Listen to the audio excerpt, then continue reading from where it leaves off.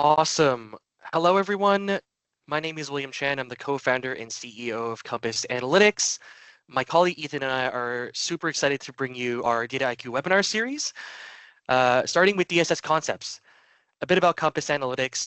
We're a data consulting firm based in Canada, and one of our principles at Compass is teachers first.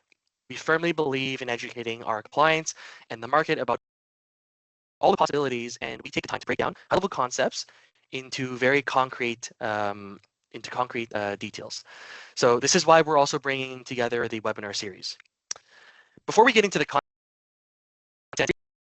introduction to ourselves. My background comes from aviation and pharma. I've worked on digital transformation projects before, helping organizations make the most out of their data. So everything from data engineering, Gen AI, and in between. We're proud Dataiku partners, and we really see why Dataiku is the next generation AI platform for all. Again, very excited to bring this forward to everyone here. So at this time, I'll turn it over to Ethan, one of our AI specialists, for an introduction, and then he'll take it away. Ethan, over to you. Awesome. Thank you, Will. My name's Ethan. I'm one of the AI consultants at Compass based in Montreal. I have a background in analytics, math, and computer science. I have over 5 years experience building AI and ML models across many industries, including healthcare, pharmaceuticals, and consumer goods. And I also have 1 year experience working on Dataiku.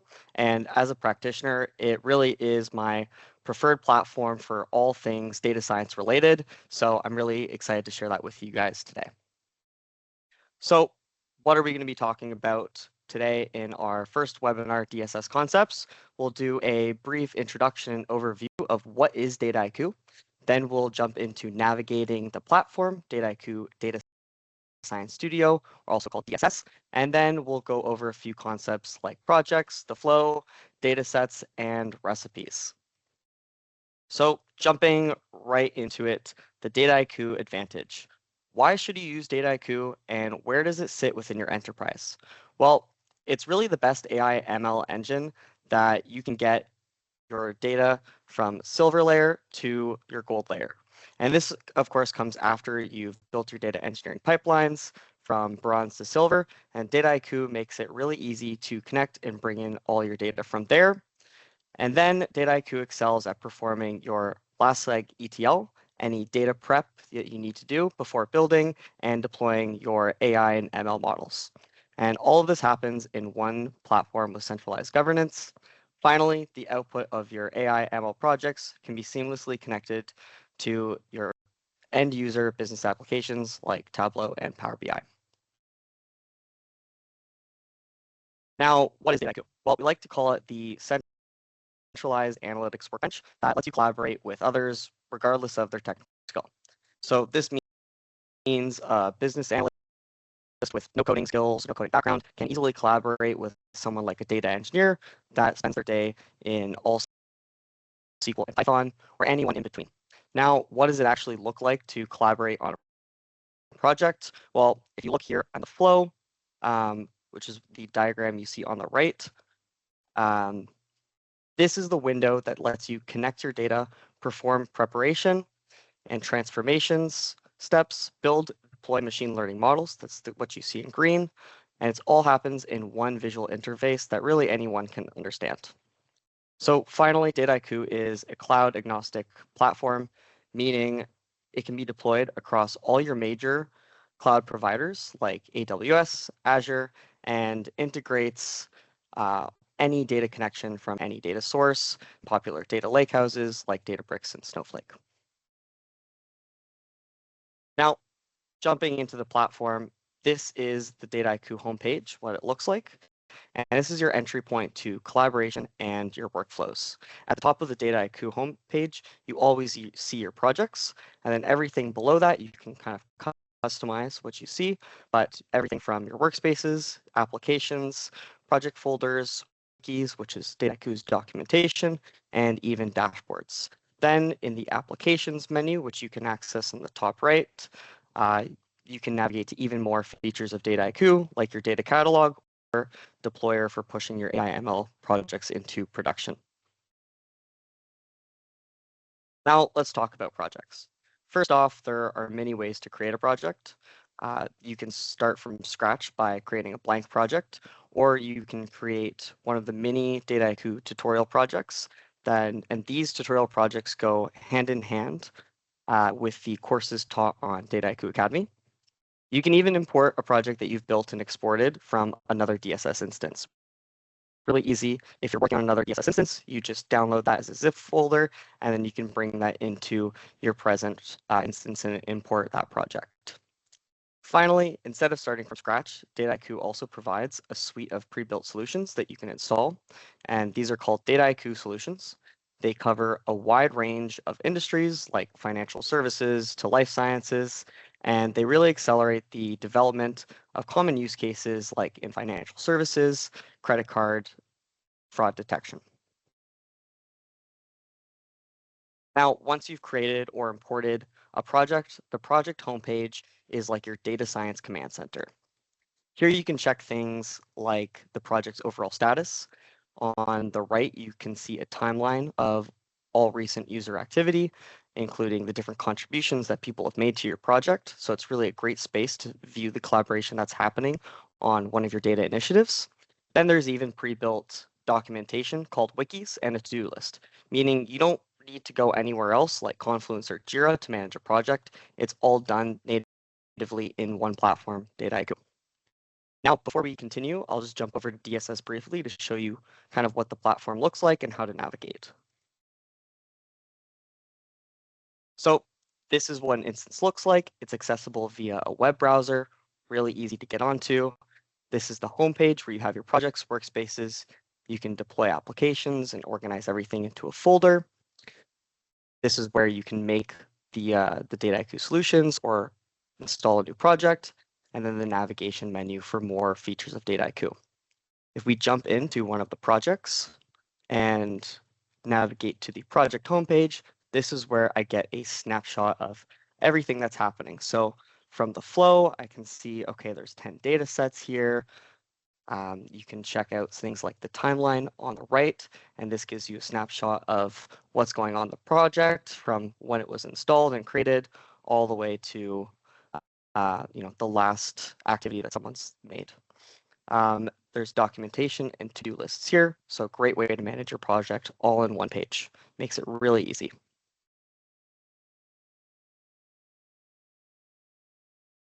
So moving on to the flow, this is where almost everything takes place. So there's many different components of the flow.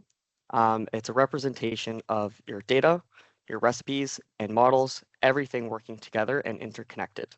So starting off with the data sets, that's what you see in the blue squares. Those are all your different data sets, and the icons in the middle of the data set represents the source and the underlying storage of your data. So it could be an uploaded Excel file or a SQL table connected to cloud, maybe Postgres or Databricks. Snowflake, the icons will just represent where that data came from. Then what you see in between the data sets that connect one to another,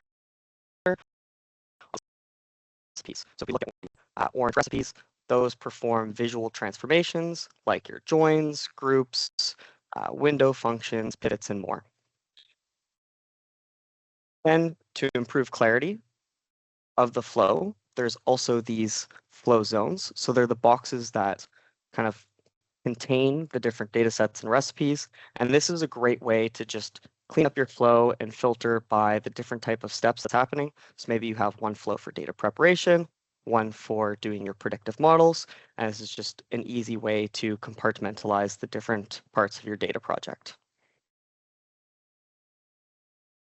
Now, what kind of data can Dataiku connect to? Really anything. Dataiku natively supports over 50 plus sources and file formats. Really anything with a JVDC connector can be used in Dataiku.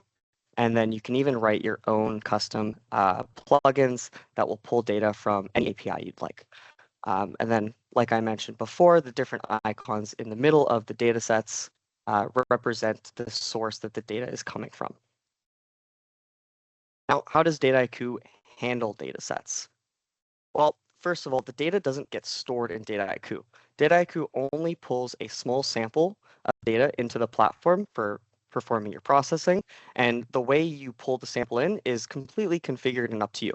You can take by default the first 10,000 rows of a data set, or you can configure the sample to take maybe just a random percentage of your data. From there, you perform and you can create all your recipes that will handle the processing logic. That gets converted in most cases when you're working with SQL tables into a SQL query, and that SQL query gets pushed back down to the underlying storage infrastructure and will run natively in your data lakehouse and warehouse. So how do you actually work with data once you've brought it in and connect to it? You can explore. There's many types of interactions that Dataiku will let you handle, from just exploring the different columns, doing a small analysis, building charts, statistics. You can view things like data quality or metrics to view quickly how many rows and samples are in your data sets. There's a history tab and a settings tab as well for managing the connection to your data. I'll just jump over to Dataiku and we can check out what that looks like. If I go to the flow, so here we see the different flow zones. In the data prep, I have a prepared transactions data set with some banking information, just different transactions that someone has made from different merchants. And quickly, it's very easy to explore my data. I just double click into it. I can go by column. One of my favorite things to use here is the Analyze window. You can also filter and sort, but the Analyze window gives you quick summary statistics on any one column you'd like. And then charts, this is where you can quickly build any kind of chart you'd like for quick EDA. Then there's statistics. Dataiku will automatically suggest which statistic cards to build, and even more dataset interactions that I won't go over here, but we have another webinar that will cover even more data exploration and connectivity. So finally, last but not least, we have Dataiku recipes. This is what contains all the processing logic, transformations, modeling, and more that connect data sets from one to another. So they're located in the actions pane. When you click on a data set, they show up on the right. And there's many types. There's visual recipes, code recipes, LLM recipes, and plugin recipes.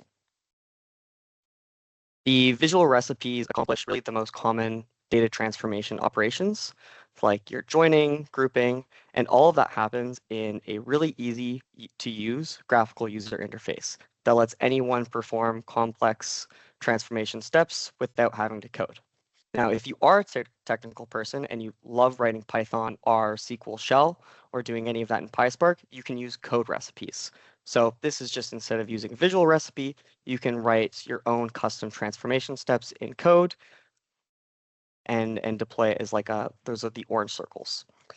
Then there's LLM recipes. If you're working with large language models and your data has text in it, these leverage the LLMs to accomplish tasks like summarizing text, performing sentiment analysis, or doing emotion analysis.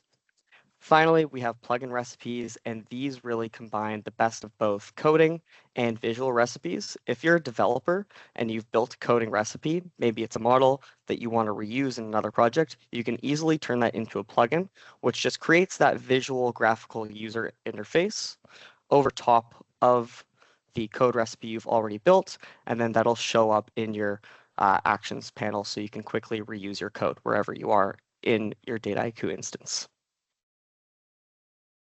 Now, that is all for the content. Thank you all very much for listening. I'll hand it back over to Will. We'll do a Q&A session. Awesome. Thanks for covering the concepts, Ethan. A couple questions in the chat. So the first one, Ethan, is yellow circles more for low-code users and orange for technical? So if you could just go back to the recipes slide and explain, yeah. Is yellow circles more for low-code and orange for technical? Is that true? It's a great question. It's somewhat true, right? If you're using code recipes, you know how to code. So I'd say those are targeted towards people who are more technical and have those skills. But the yellow recipes are really for anyone. So I have a coding background, I have the technical skills, but a lot of the time when I'm building projects in Dataiku, I just use the visual recipes because it makes it really easy Instead of writing the same code over and over, it's the same kind of preparation steps. If you're a data scientist, you do the same types of cleaning every time. The visual recipes just really simplify this process. So I love to use both. Awesome. The second question is, does Dataiku integrate with GitHub, and how do I do version control? Yeah, absolutely.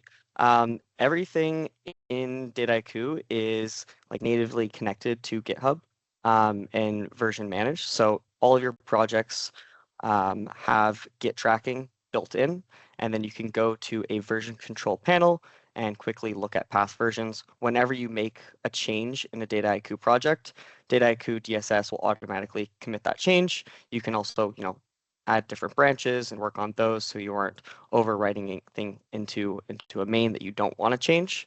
But yes, there is version control. It's just natively built in. Awesome. And then there's actually edit to the question.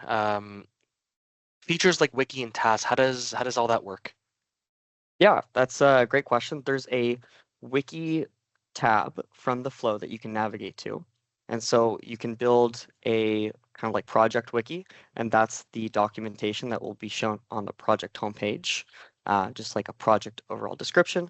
Then you can also build additional documents within your wiki for the project. And you can also push this easily to another platform like Confluence with a Confluence plugin. So you can do all your documentation right from inside DSS. And then if you want, you can take those wikis and just push those, copy it over to Confluence so your whole organization can see what's happening from a more centralized platform. Awesome. Great question so far. Any other questions in the chat? So in the meanwhile, this is the first of 15 webinars that Compass is hosting for Dataiku. We're going to be covering everything from DSS concepts, so what the platform is like, to how to connect to data, how to prepare data, and getting your first AI project up and running, to tackling how to process advanced data sets like images, audio, geographic data. For those of you who are technical, or like, I want to work with SQL and Python, we're going to be covering how to work with SQL and Python in Dataiku as well. And then moving along the analytic spectrum into machine learning, ML ops, and ultimately getting to Gen AI, which is where everyone wants to be right now, is how do I build my first AI agent? How do I build my general purpose chatbot? And so I'm very excited to bring all these webinars to you all. Definitely stay tuned. All the links are on screen right now. If you also head to compassdata.ca under our events section, you can register for all of our future events. And if you register but you can't make the event will be made on demand. So this session is being recorded and will be shared on our website. So if you're missing one, just pop into our website, plug in your email, and you'll be able to get access to that. So thank you, Ethan, for giving us an overview. We certainly look forward to everyone joining their future webinars. With that, we'll close off the webinar, and we'll see you next time. Have a great day, everyone.